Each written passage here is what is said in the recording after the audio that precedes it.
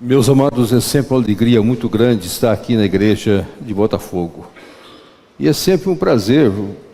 Quando o Reino Cid me convida, ele não convida, ele determina. E eu não tenho o que dizer. A gente aprendeu na vida a obedecer. E eu louvo a Deus por isso. Eu quero agradecer também à igreja pela maneira tão cordial, tão pronta que tem cedido o Reino Cid para servir o Mackenzie. Ele tem sido o nosso presidente do Conselho Deliberativo e tem prestado um grande serviço à nossa igreja. E não só nesta área do Conselho, mas em muitas outras áreas que a igreja tem demandado dele. Portanto, é uma das grandes lideranças que nós temos em nossa igreja e eu louvo a Deus pela vida dele, pelo trabalho que ele faz, pela postura dele, pela ética dele. E assim Deus, na sua graça, há de abençoá-lo. E há de abençoar a igreja, que de uma forma solidária, amiga, tem cedido o seu pastor, muitas vezes até pelo sacrifício, não só dele, mas da igreja em alguns momentos. O texto nosso desta manhã é um dos textos mais desafiadores para missões. Quando a gente pensa em missão, a gente sempre olha muitos textos, mas há um texto que resume tudo aquilo que nós, como igreja, pensamos em missões. O Brasil ainda é um país missionário, ainda um país a ser conquistado. Talvez vocês podem achar interessante que nós já estamos no Brasil há mais de 160 anos e ainda não conquistamos o Brasil. O Brasil é um país que a nossa igreja está concentrada, grande parte, no Sudeste, e nós temos muitos lugares e muitas regiões que nós precisamos chegar. Eu vou dar uma rápida olhada para os irmãos, para que os irmãos possam ver. Vou pegar do Sudeste. O estado do Rio é um dos estados mais evangelizados. Nós praticamente estamos com todo o estado coberto, ou por congregações, ou por pontos de pregação, ou por igrejas que estão nascendo. Então eu louvo a Deus por isso. O estado de Minas, que é o meu estado, nós estamos ainda engateando no estado. Minas tem uma diferenciação que Minas, qualquer lugar que consiga pagar o prefeito e pagar uma Câmara de Vereadores, se torna município. Esse é um dos grandes problemas de Minas. Nós temos 855 municípios praticamente em Minas Gerais. Alguns até ainda querem tornar outros lugarejos municípios. Então a nossa igreja, ela está presente praticamente em 350, 380 municípios. Então nós temos aí quase 500 municípios que nós temos de alcançar em Minas Gerais. Mesmo com toda a dinâmica da igreja, mesmo com o crescimento avassalador da igreja em Minas Gerais, mas nós temos muitos lugares que nós não conseguimos chegar. E a região mais difícil de Minas é o centro-oeste de Minas Gerais, mesmo com o Gama, uma região que nós temos certas dificuldades. Se você olhar São Paulo a situação está um pouco melhor. Nós não temos tanto município, tem 500 e poucos municípios, 565, mas nós já estamos faltando somente uns 200 municípios em São Paulo. Você vai dizer, mas ainda falta muito. Então a seara é grande e os trabalhadores são poucos. Então você já tem aqui uma visão em 3 estados. O Espírito Santo, praticamente, todo o estado do Espírito Santo tem igrejas ou pontos de pregação, ou congregações. É o estado mais presente da igreja presbiteriana. Paraná, também praticamente quase todo o estado, falta uns 50 municípios que nós deveríamos atingir no Paraná. Santa Catarina nós temos algumas dificuldades, principalmente quando você olha, porque em Santa Catarina aconteceu 2 fenômenos bem interessantes. Nós evangelizamos a região da praia e evangelizamos a região das montanhas. Mas o centro do estado, agora que nós estamos conquistando, agora que nós estamos desenvolvendo o centro do estado, são igrejas novas que estão crescendo, com algumas dificuldades, mas nós temos muitos desafios no centro do estado de Santa Catarina.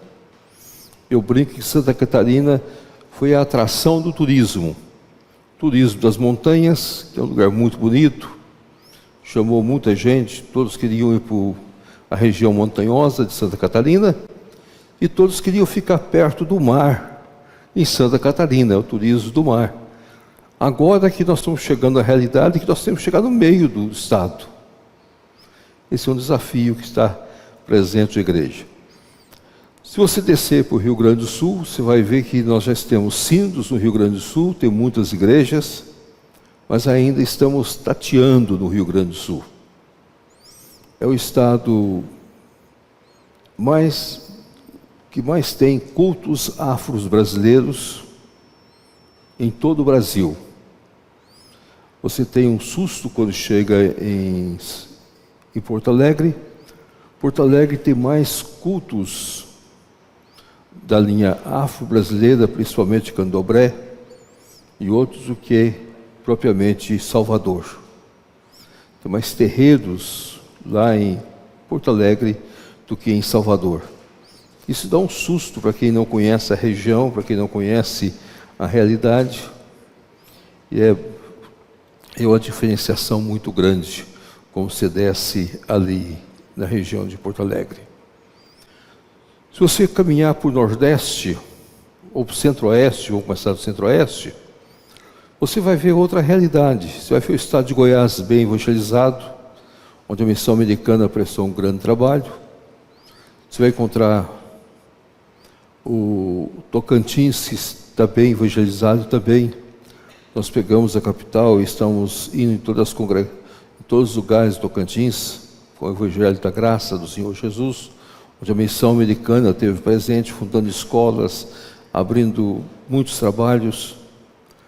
Então você vai, Distrito Federal, nós temos hoje praticamente 4 sínodos em Brasília. Então você vai observar que o Centro-Oeste brasileiro cresce, desenvolve. Mato Grosso do Sul cresce bastante, mas é um estado que ainda tem muita coisa a conquistar. O Mato Grosso, ainda falta nós desbravarmos o Mato Grosso, mesmo com todo o crescimento da agropecuária e da agronegócio no estado, da agricultura do estado, ainda temos muito o que fazer com a evangelização e pregação do Evangelho. Logicamente, quando a gente olha o Mato Grosso, a gente toma um susto. Só para os irmãos terem uma ideia, a região de Alta Floresta, a agricultura na região de Alta Floresta, ela produz mais do que toda a Argentina junto. Isso é para vocês terem uma ideia. E é um solo muito rico, onde nós estamos com igrejas, escolas. Ali pega Alta Floresta, Sinop, todo aquele meio ali. E nós temos desafios muito presentes. Mas a missão Oeste dos Estados Unidos fez o trabalho no passado e a Junta de Missões contemplou e continuou fazendo. Mas quando você vem para o Nordeste, você começa na Bahia, que é um estado mais evangelizado, você sobe um pouquinho para Sergipe, também temos muitos desafios. Alagoas é o estado menos evangelizado do Brasil, nós estamos revitalizando Alagoas. Pernambuco, 70% de nossa igreja está na Grande Recife. Então nós temos muitos sertões que estamos tentando, e agora tem outras missões também tentando no sertão do Pernambuco. E assim você vai, Rio Grande do Norte, e você vai olhando cada estado e observando e fazendo a sua visão panorâmica desses estados. O estado do Piauí temos um seminário, mas temos desafios, principalmente no interior do Piauí, e assim você vai observando todo o Nordeste, vai tendo uma visão mais ampla das igrejas, dos desafios que nós temos. O norte do Brasil ainda é desconhecido, a não ser quando você olha para o Amazonas, você tem o trabalho ribeirinho, mas você olha para as cidades que existem no Amazonas, tem muitas cidades não atingidas pelo Evangelho da Graça. Mesmo com o envio de missionários, envio grande de missionários. É bom lembrar que a maior igreja presbiteriana está em Manaus, com 12 mil membros, que é a Igreja Presbiteriana de Manaus. Mas ela tem mais de 40 congregações, quase 50 congregações, espalhadas nas regiões ribeirinhas, com os seus pastores. Então ela tem um desafio muito grande. A Igreja de Manaus é uma igreja que tem sobre os seus ombros um desafio imenso. Uma igreja que tem 254 funcionários trabalhando na igreja, mas ela tem uma visão missionária muito ampla, apaixonante. Ir a Manaus é uma das coisas mais bonitas que tem. Você sentar com aqueles irmãos, ver a paixão deles, as viagens, o trabalho ribeirinho e o trabalho que eles fazem nas congregações. Há pouco tempo eu tive o privilégio de descer até Tabatinga, na divisa entre Brasil e Bolívia, e tive o privilégio de andar um pouco ali e ver o que está acontecendo, descer a uma divisa com o Peru, e ver a situação indígena também, são desafiadoras para nós. Se você subir um pouco, você vai ter Rondônia, você vai ter Roraima, e Roraima, é bom lembrar que nós temos um bom trabalho em Roraima. E Roraima é a porta de entrada dos venezuelanos, que traz sempre desafios para nós. A Venezuela tem trazido umas preocupações muito grandes para nós, e deve ser motivo das nossas orações, e principalmente das igrejas de Roraima. Ali nós vamos encontrar igrejas fortes, o povo muito acolhedor, muito amigo. E se você voltar um pouco e entrar mais no Pará, você vai encontrar os desafios que o Pará tem, São Luís tem, no Maranhão, que é um estado não conquistado por nós, do seu interior. Você vai descer um pouco, vai chegar em Rondônia, e você vai ver Rondônia, todas as vilas têm congregações ou têm pontos de pregações. Praticamente nós temos toda a igreja ali. Eu tive o privilégio de visitar todas as congregações e todos os lugarejos de Rondônia há pouco tempo. E estar com aqueles irmãos, conversar com eles, orar com eles e ter a alegria de ver aqueles irmãos. Então o Brasil ainda está a ser conquistado. É isso que eu gostaria de introduzir a nossa mensagem de hoje para vocês. Vocês possam olhar o Brasil. Então a oração que nós devemos fazer: Senhor, levante trabalhadores para a sua seara. A seara é grande e os trabalhadores são poucos. Mas o texto que nós vamos ler é um texto que traz 5 pontos que eu gostaria de deixar para a igreja. Uma igreja que quer de fato ser missionária precisa guardar esses 5 pontos. Está em Marcos capítulo 2. Você vai encontrá-lo também em Mateus capítulo 9 e em Lucas capítulo 5. Mas eu quero ler Marcos capítulo 2. Dias depois, entrou Jesus de novo em Cafarnaum, e logo ocorreu que ele estava em casa. Muitos afluíram para ali, tantos que nem mesmo junto à porta eles achavam lugar, e anunciava-lhes a palavra. Alguns foram ter com ele, conduzindo um paralítico, levado por 4 homens. E não podendo aproximar-se dele por causa da multidão, descobriram o eirado no ponto correspondente ao que ele estava. E fazendo uma abertura, baixaram o leito em que jazia o doente. Vendo-lhes a fé, Jesus disse ao paralítico: filho, os teus pecados estão perdoados. Mas alguns dos escribas estavam assentados ali e arrazoavam em seu coração: por que fala ele deste modo? Isso é blasfêmia. Quem pode perdoar pecados senão um que é Deus? E Jesus, percebendo logo por seu espírito que eles assim arrazoavam, disse-lhes: por que arrazoais sobre estas coisas em vosso coração? Qual é mais fácil dizer ao paralítico: estão perdoados os teus pecados, ou dizer: levanta-te, toma o teu leito e anda? Ora, para que saibais que o Filho do Homem tem sobre a terra autoridade para perdoar pecados, disse ao paralítico: eu te mando, levanta-te, toma o teu leito e vai para a tua casa. Então ele se levantou ao mesmo instante, tomando o leito, retirou-se à vista de todos, o pôs-se de admirar em todos e dar em glória a Deus, dizendo: jamais vimos coisa assim. Ó Pai, fala ao nosso coração, fala às nossas vidas. Inicia para nós nessa manhã tão preciosa sobre missões, para que possamos entender sobre a nossa obrigação, sobre o nosso papel, sobre como devemos desenvolver a obra do Senhor. Dá-nos a tua instrução, ministra para nós nessa hora, em nome do teu Filho Jesus. Amém. Missões nada mais é do que o semeador saiu a semear. Muitas vezes algumas pessoas me perguntam: pastor, se eu poderia definir missões? Eu sempre afirmo: missões é simplesmente levar a palavra.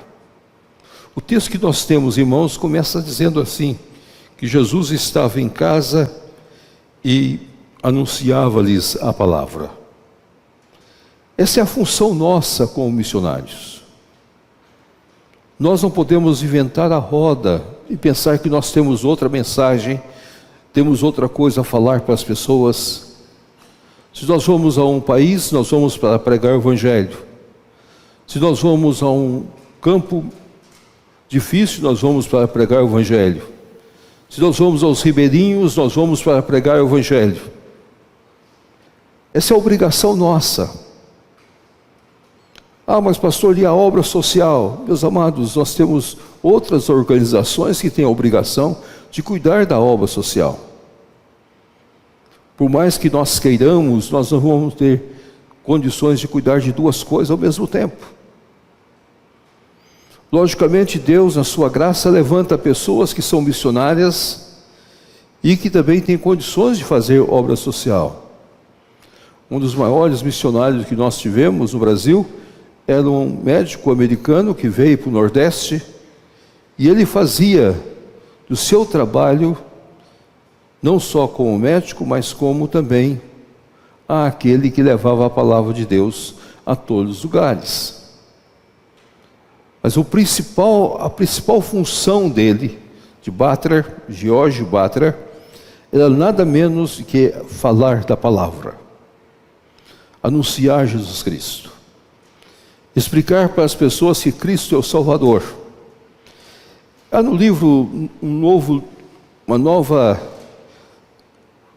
biografia de Butler, muito interessante, que fala que no período da pandemia da febre amarela, Butler cuidou de muitas e de inúmeras pessoas. Mas em todos os lugares Butler não parou de dizer sobre o Evangelho da graça do nosso Senhor Jesus Cristo.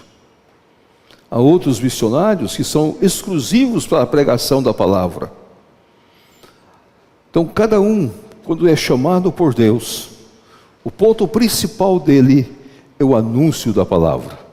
Ah, mas eu quero ir como médico, eu quero ir como enfermeiro, eu quero ir como agrônomo, eu quero ir como qualquer outra profissão, como treinador de futebol, como jogador de futebol. Você pode ir. Você deve sempre lembrar que a principal função sua é louvar o Senhor. Nas Olimpíadas que nós estamos tendo esses dias, não sei se alguns de vocês puderam notar, quantas pessoas estão ali com missionários. Os nossos irmãos da ilha Finge, em vez de está correndo, mostrando que são grandes atletas, eles estão cantando, louvando. É um grande coral. Isso chama a atenção de todas as pessoas. E mesmo no judô, nós tivemos um testemunho de uma judoca dizendo: eu conheci Jesus aqui, pela minha colega. Eu tive a oportunidade de lutar com ela. Então Deus levanta missionários em todos os lugares.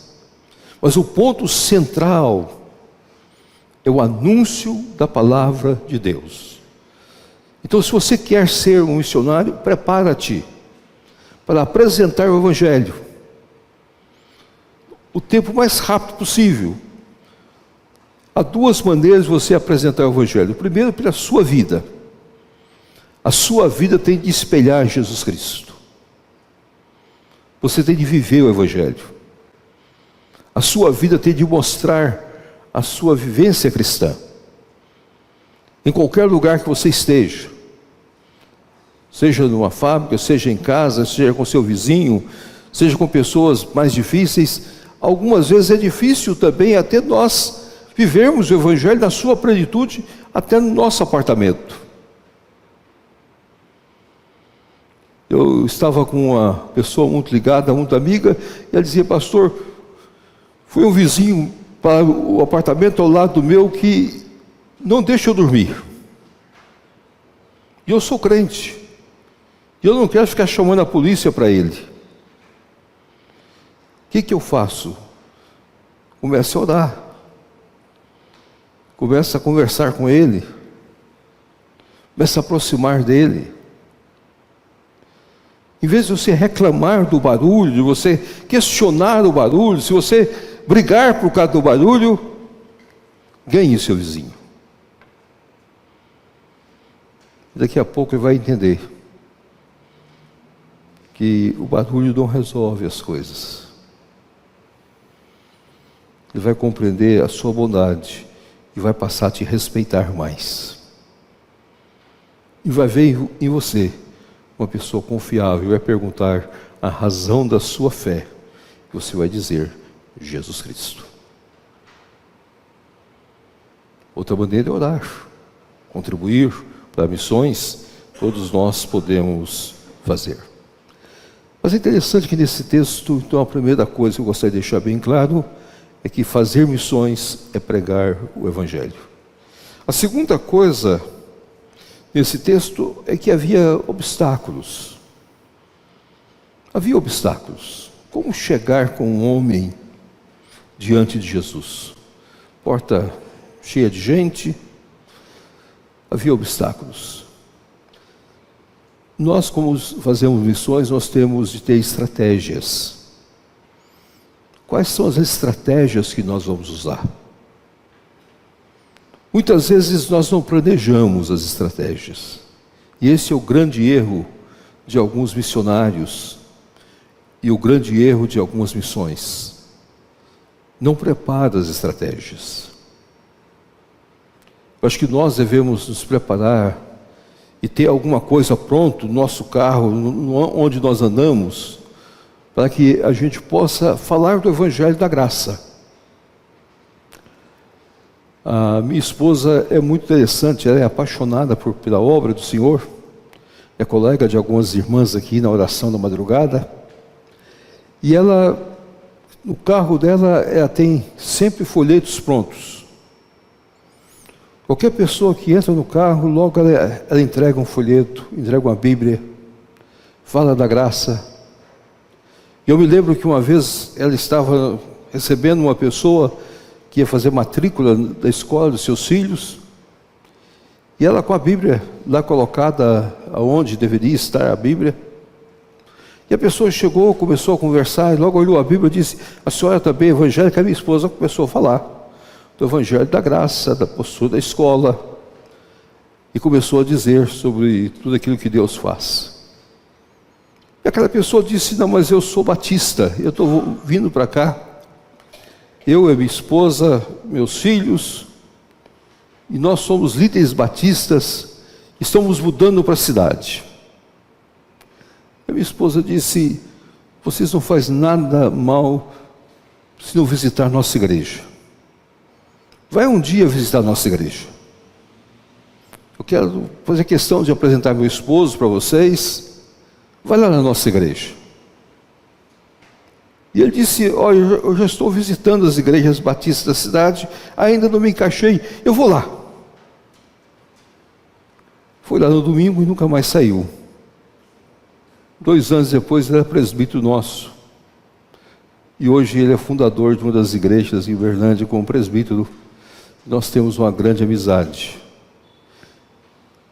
Ele afirma: fazer missões nós temos de achar estratégia. Qual é a estratégia que nós temos? Quais os caminhos que nós vamos seguir? Só preciso traçar um desenho da casa, abrir uma porta. Qual o material que nós vamos usar? O que esta igreja pretende fazer com missões? Vocês vão ter de fazer um planejamento. E eu tenho dito uma coisa: é necessário aprendermos a cobrar das pessoas também. Uma coisa é você enviar uma oferta para o missionário, uma contribuição para o missionário, mas cobre dele um relatório. Até para você saber o que ele está fazendo. Até para vocês terem conhecimento do trabalho que ele está realizando. Se ele está enfermo ou não está enfermo. Se vocês devem orar pela saúde dele, como foi falado aqui há pouco. Se vocês devem interceder por outra situação. Se ele vai precisar vir para cá para um tratamento de saúde, qual hospital que nós vamos levar? Hoje a IPB tem alguns hospitais que estão prontos a receber os nossos missionários. O Hospital de Rio Verde tem uma casa pronta para receber missionários. Todos os missionários que vêm de outros países, nós mandamos para lá, para o tratamento de saúde, para a recuperação da sua saúde física, para que ele possa voltar para o campo missionário. Qual a estratégia que nós vamos usar? Quais os caminhos que nós temos? Qual o planejamento que nós estamos fazendo? O que nós estamos esperando? Uma das coisas que eu critico muitas vezes é que nós aplicamos os nossos recursos e nós não esperamos resultados. Esse é o grande erro nosso. Nós devemos aplicar e devemos cobrar. Não é cobrar, o que nós queremos saber é se ele está consagrado ou não consagrado. Esse é o ponto central. Terceiro ponto que eu gostaria de colocar para os irmãos é que aqueles que fazem missões têm de crer naquilo que faz. Você tem de crer naquilo que faz. Eu nunca me esqueço de uma história que até eu devo ter contado aqui na igreja há muito tempo atrás, do Gideão. Eu sou um apaixonado pelo ministério gideônico. Eu até tenho dito no Brasil todo que todos os presbiterianos deviam ser gideões, dentro das suas possibilidades. Porque os gideões, eles fazem um trabalho fantástico. E eles são de fato, têm uma teologia, que é a teologia reformada. Nós cremos que Deus é que faz a obra. Nós colocamos o Novo Testamento, seja no hospital, seja numa clínica, seja na cadeia pública, seja na penitenciária, seja no albergue, seja numa pensão, seja num hotel. Nós colocamos o Novo Testamento para que a pessoa possa ler. E lendo possa crer. Que o Espírito Santo fale a este coração. Mas nós temos de crer naquilo que nós fazemos. E a revista Gideônica trouxe uma história que impactou a minha vida. E eu quero resumi-la rapidamente. Uma grande advogada lá do estado de Rondônia, da capital, e ela mesma que escreveu o seu testemunho mais tarde, do estado do Rio de Rondônia, no estado do Acre, de Rio Branco. Eu estive com ela lá. E ela que escreveu o seu testemunho na revista.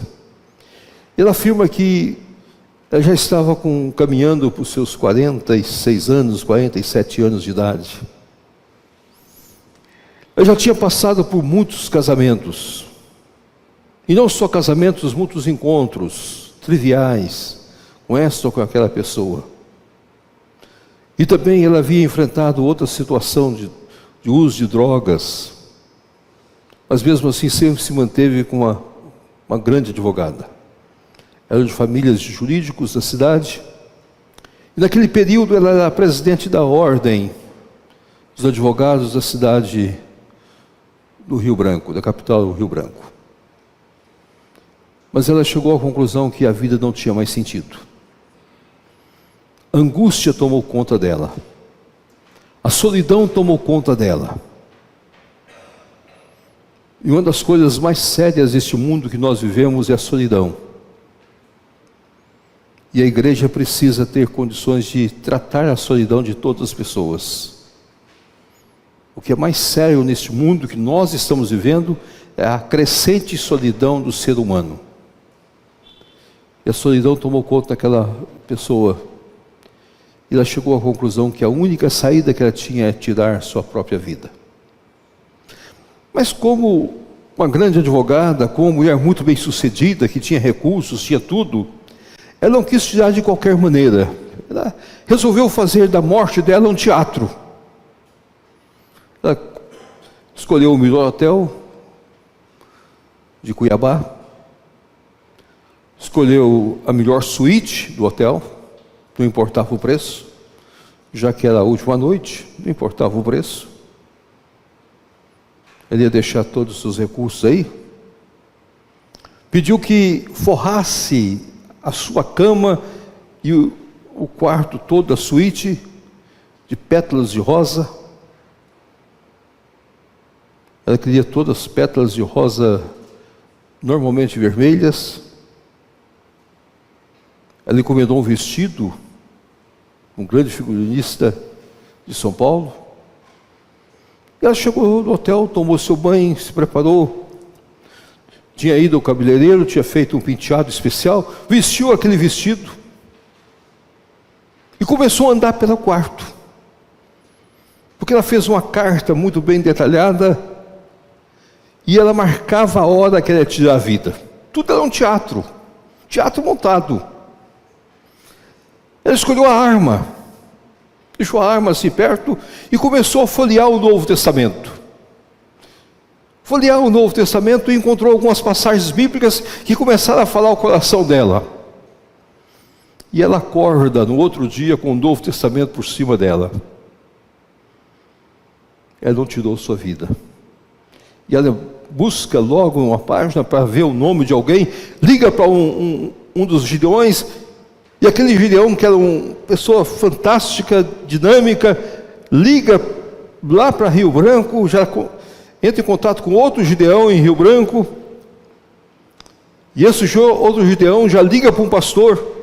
E quando ela chega no aeroporto e volta, lá estava um Gideão, lá estava o pastor, para falar do Evangelho e conduzi-la nos primeiros passos. Passou-se um mês. E a alegria do novo crente é aquela alegria do primeiro amor. Você sabe muito bem. E quando entrou no escritório dela, entrou um desembargador já aposentado, um dos homens líderes do Estado na jurídica, que ela considerava como o pai dela, porque ela perdeu o pai muito cedo. E aquele homem foi amigo do seu pai. Era um grande amigo da família toda. E aquele homem entrou, viu a alegria dela, viu o contentamento dela, observou tudo que estava passando e logo ele disse: o que aconteceu com você? Você está totalmente diferente, você está com o rosto alegre, transbordante. O que aconteceu com você? Ela disse: eu encontrei a Cristo. E mostrou o livro, o Novo Testamento. Encontrei a Cristo. Já passei pelas águas, sou batizada. E as lágrimas corriam no rosto daquele desembargador. E ela disse: por que o senhor está chorando? O senhor não devia estar cantando, alegre, porque o senhor já me viu todas as vezes triste, amargurada, acabada, e agora o senhor me vê tão alegre, e o senhor não começa a sorrir. E aquele homem então disse: eu distribuo o Novo Testamento Eu sou um Gideão. Uma dessas pessoas que colocam o Novo Testamento nos hotéis, nos hospitais, nas clínicas. Aí ela disse, olhou para ele, disse, doutor, o senhor é como um pai para mim, mas eu vou dar um conselho para o senhor. O senhor está na idade de fato de ouvir esse conselho. Não faça mais distribuição. Não faça mais distribuição. E ele então logo disse, por que eu não devo fazer distribuição alguma mais? Doutor, quantas vezes o senhor chegou aqui no meu escritório, ou na casa de meu pai, e me encontrou nas situações piores da vida? Algumas vezes drogada. O senhor arrumou uma clínica. O senhor arrumou psiquiatras. Meus casamentos não deram certo, o senhor arrumou terapeutas. Tudo o senhor fez por mim. Mas o senhor nunca me entregou e nunca me falou de Jesus. O senhor nunca falou de Jesus para mim. Não entregue aquilo que o senhor não crê. Por obrigação, não faça isso. Então, para fazer missões, você tem de crer naquilo que você está fazendo. Se você olhar esse texto, você vai tomar um susto muito grande. Vendo-lhes a fé. Jesus não viu a fé daquele homem que estava sendo carregado. Jesus viu a fé daqueles que o estava levando. Jesus não olhou para aquela pessoa que estava aleijada. Jesus olhou para aquela pessoa que estava levando. Então, fazer missões é para quem crê que Deus, a sua graça, atua pelo seu Santo Espírito. Nós cremos na obra do Senhor. Nós oramos pelo Senhor. É por aqueles que creem que um Simon poderia vir para o Brasil e começar uma grande obra aqui no Brasil, mesmo falando uma palavra em português, mesmo não conhecendo nada do Brasil, mesmo sendo um jovem imberbe, com 26 anos de idade, solteiro, num país desconhecido, de linguagem desconhecida, de perseguições naquela época, mas Deus, a sua graça, já tinha tudo preparado. Ele cria naquilo que estava fazendo. Primeira coisa, pregue a palavra. Segunda, estabeleça estratégias. Terceira, creia naquilo que está fazendo. Quarta coisa, gostaria de deixar para os irmãos. Não tenha medo de crítica. Nós vivemos num mundo de crítica. Quando você faz missões, você tem que lembrar que haverá pessoas que vão criticar. Porque estão gastando os recursos, nós precisaríamos reformar nossa igreja, nós precisaríamos fazer isso, fazer aquilo. Nós deveríamos estar fazendo tanta coisa. Mas agora estamos fazendo missões.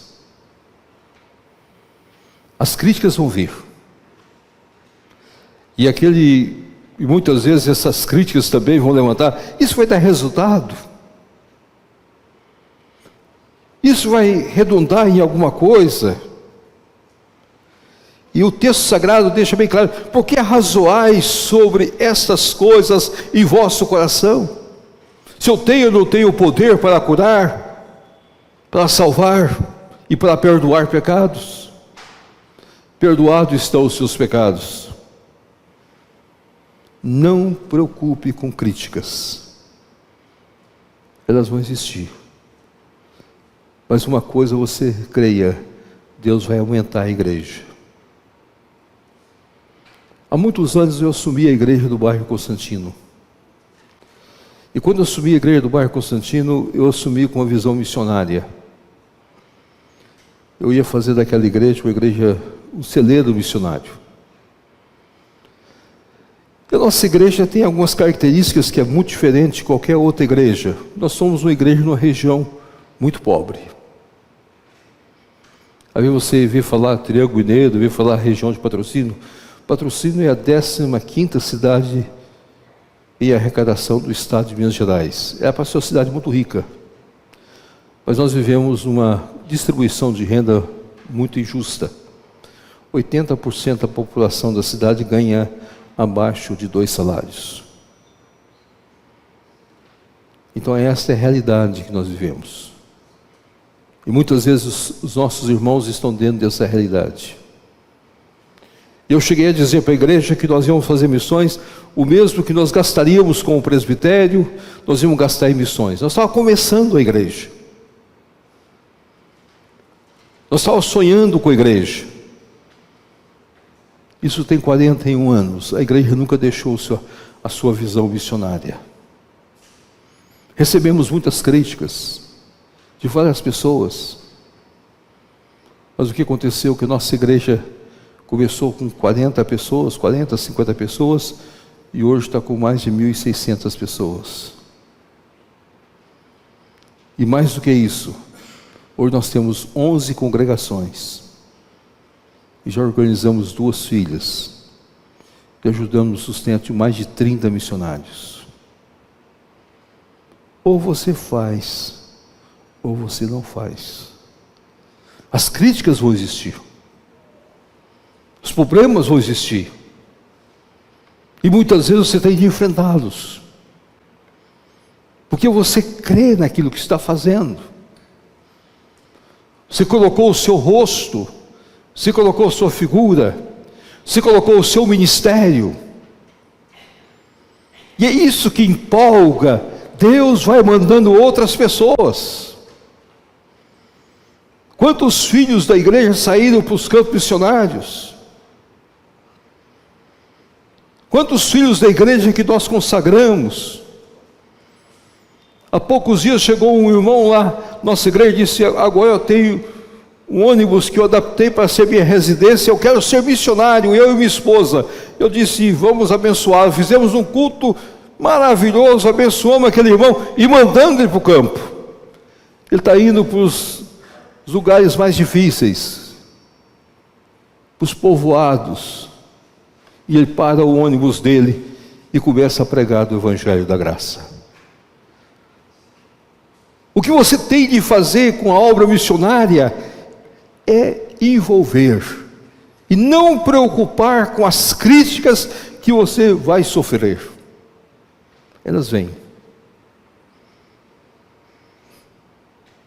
Esse é o 4º ponto. E o 5º ponto? Qual é o mais importante? Curar ou levar à salvação?